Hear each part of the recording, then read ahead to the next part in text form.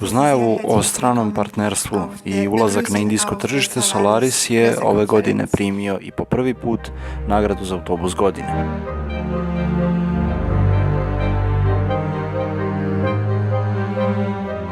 Solaris je na svom štandu premijerno prikazao i Urbino 12 CNG, prvi autobus na gas najnovije generacije.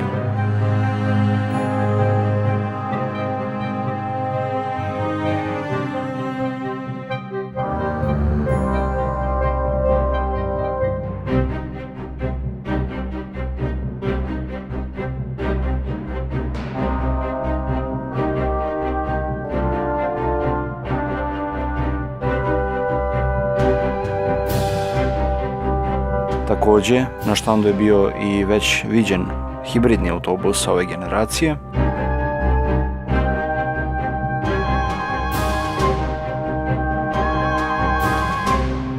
A naravno, sve simpatije pobrao je i električni autobus, autobus godine 2017.